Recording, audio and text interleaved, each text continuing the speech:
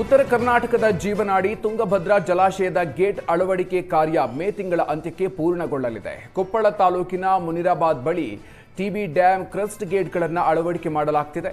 ಇಂದು ಜಲಾಶಯಕ್ಕೆ ಸಚಿವ ಶಿವರಾಜ ತಂಗಡಗಿ ಭೇಟಿ ನೀಡಿ ಪರಿಶೀಲನೆ ನಡೆಸಿದ್ದಾರೆ. ಈ ಹಿಂದೆ ತುಂಗಭದ್ರಾ ಜಲಾಶಯದ ಕ್ರಸ್ಟ್ ಗೇಟ್ ಕಿತ್ತು ಪೋಲಾಗಿತ್ತು. ಇದರ ಬೆನ್ನಲ್ಲೇ ಸರ್ಕಾರ 54 ಕೋಟಿ ವೆಚ್ಚದಲ್ಲಿ ಗೇಟ್ ಅಳವಡಿಕೆಗೆ ಟೆಂಡರ್ ಕರೆದಿತ್ತು. ಇದೀಗ ಕೆಲಸ ಬಿರುಸು ಪಡ್ಕೊಂಡಿದೆ. ಹಾವೇರಿಯಲ್ಲಿ ಉರ್ದು ಶಾಲೆಗೆ ವ್ಯಕ್ತಿಯೊಬ್ಬ ಬೀಗ ಜಡಿದಿದ್ದು ವಿದ್ಯಾರ್ಥಿಗಳು ಅತಂತ್ರ ಸ್ಥಿತಿಯಲ್ಲಿ ಸಿಲುಕಿದ್ದಾರೆ. ಬ್ಯಾಡಗಿ ತಾಲೂಕಿನ ಮಲ್ಲೂರು ಗ್ರಾಮದಲ್ಲಿ ವ್ಯಾಜ್ಯದ ವಿಚಾರಕ್ಕೆ ಶಾಲೆಗೆ ಬೀಗ ಜಡಿದಿರುವಂತಹ ಘಟನೆಯಾಗಿದೆ.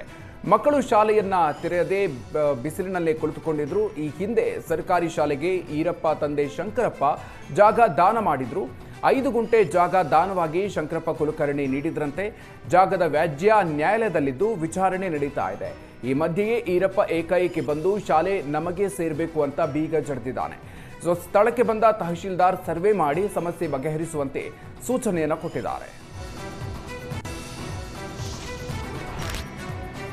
ಚಿತ್ರದುರ್ಗದ ರೇಣುಕಾಸ್ವಾಮಿ ಕೊಲೆ ಕೇಸ್ನಲ್ಲಿ ಜೈಲು ಸೇರಿರುವ ಪವಿತ್ರ ಗೌಡಗೆ ವಾರಕ್ಕೊಮ್ಮೆ ಮನೆಯೂಟ ನೀಡುವಂತೆ ಕೋರ್ಟ್ ಆದೇಶವನ್ನ ನೀಡಿದೆ. ಇಂದು ವಿಚಾರಣೆ ನಡೆಸಿದ ಬೆಂಗಳೂರಿನ ಸೆಷನ್ಸ್ ಕೋರ್ಟ್ ವಾರಕ್ಕೊಮ್ಮೆ ಮನೆಯೂಟ ನೀಡುವಂತೆ ಸೂಚಿಸಿದೆ. ಪವಿತ್ರ ಗೌಡ, ನಾಗರಾಜ್, ಲಕ್ಷ್ಮಣ್ಗೆ ವಾರಕ್ಕೊಮ್ಮೆ ಮನೆ ಊಟ ಭಾಗ್ಯ ಸಿಕ್ಕಿದೆ. ಜೊತೆಗೆ ಆರೋಗ್ಯದಲ್ಲಿ ವ್ಯತ್ಯಾಸವಾದರೆ ವೈದ್ಯರ ಸಲಹೆ ಮೇರೆಗೆ ಊಟ ನೀಡಬೇಕು ಅಂತ ತಿಳಿಸಿದೆ. ಪವಿತ್ರ ಗೌಡ ಅರ್ಜಿ ಜೊತೆಗೆ ಜೈಲು ಅಧಿಕಾರಿಗಳು ಕೂಡ ಮೇಲ್ಮನವಿಯನ್ನು ಸಲ್ಲಿಸಿದ್ರು. ಜೈಲಿನಲ್ಲಿ ಉತ್ತಮ ಗುಣಮಟ್ಟದ ಆಹಾರವನ್ನೇ ನೀಡಲಾಗ್ತಾ ಇದೆ ಅಂತ ವಾದ ಮಂಡಿಸಿದ್ರು. ಬೇರೆ ಕೈದಿಗಳು ಕೂಡ ಇದೇ ರೀತಿಯ ಮನವಿಯನ್ನ ಮಾಡ್ತಾರೆ. ಮನೆ ಊಟಕ್ಕೆ ಅವಕಾಶವನ್ನ ನೀಡಬಾರದು ಅಂತ ಜೈಲಾಧಿಕಾರಿಗಳು ಹೇಳಿದ್ರು. ಜೈಲಾಧಿಕಾರಿಗಳ ವಾದ ಪರಿಗಣಿಸಿ ವಾರಕ್ಕೊಮ್ಮೆ ಮನೆ ಊಟಕ್ಕೆ ಅವಕಾಶವನ್ನ ನೀಡಿ ಸೆಷನ್ಸ್ ಕೋರ್ಟ್ ಆದೇಶಿಸಿದೆ. ದುಬಾರಿ ದುನಿಯಾ ಮಧ್ಯೆ ಶೀಘ್ರದಲ್ಲೇ ಬೆಂಗಳೂರಿಗರಿಗೆ ಸದ್ಯದಲ್ಲೇ ಮತ್ತೊಂದು ಬರೆ ಬೀಳಲಿದೆ. ಶೀಘ್ರದಲ್ಲೇ ಮೆಟ್ರೋ ಪ್ರಯಾಣ ದರ ಏರಿಸಲು ಬಿಎಂಆರ್ಸಿಎಲ್ ಸಿದ್ಧತೆ ಮಾಡಿಕೊಂಡಿದೆ. ಫೆಬ್ರವರಿಯಿಂದ 5% ಟಿಕೆಟ್ ದರವನ್ನು ಏರಿಸೋದಕ್ಕೆ ತೀರ್ಮಾನವನ್ನು ಮಾಡಿದೆ.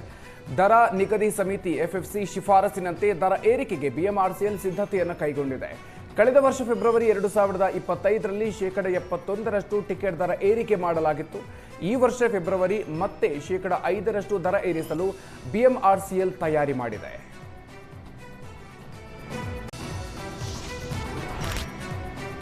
ಮೊನ್ನೆ ಗದಗದ ಲಕ್ಕುಂಡಿಯಲ್ಲಿ ಮನೆ ಪಾಯ ಅಗೆಯುವಾಗ ನಿಧಿ ಪತ್ತೆಯಾಗಿತ್ತು. ಸರ್ಕಾರಕ್ಕೆ ನಿಧಿ ಒಪ್ಪಿಸಿರುವ ರಿತ್ತಿ ಕುಟುಂಬ ಹೊಸ ಬೇಡಿಕೆ ಇಟ್ಟಿದೆ. ಚಿನ್ನ ನಮ್ಮ ಪೂರ್ವಜರಾಗಿದ್ದರೆ ನಮಗೆ ನಿಧಿಯನ್ನ ವಾಪಸ್ ಕೊಡ್ಲಿ. ಸಿಕ್ಕ ನಿಧಿ ರಾಜರಿಗೆ ಸಂಬಂಧಿಸಿದರೆ ಸರ್ಕಾರಕ್ಕೆ ಹೋಗ್ಲಿ, ನಮಗೆ ಅಭ್ಯಂತರ ಇಲ್ಲ ಅಂತ ಹೇಳಿದ್ದಾರೆ. ಸರ್ಕಾರ ನಮಗೆ ಮನೆ ನಿರ್ಮಿಸಿಕೊಳ್ಳೋದಕ್ಕೆ ಅನುಮತಿಯನ್ನ ನೀಡಬೇಕು. ಜೊತೆಗೆ ನಮ್ಮ ಮಗನಿಗೆ ಸರ್ಕಾರ ಕೆಲಸವನ್ನ ನೀಡಿ ಸಹಾಯವನ್ನ ಮಾಡಬೇಕು. ನಮ್ಮ ಕುಟುಂಬಕ್ಕೆ ಯಾವುದಾದ್ರೂ ಒಂದು ದಾರಿಯನ್ನ ತೋರಿಸಬೇಕು ಅಂತ ಸರ್ಕಾರಕ್ಕೆ ಕುಟುಂಬ ಮನವಿ ಮಾಡಿಕೊಂಡಿದೆ.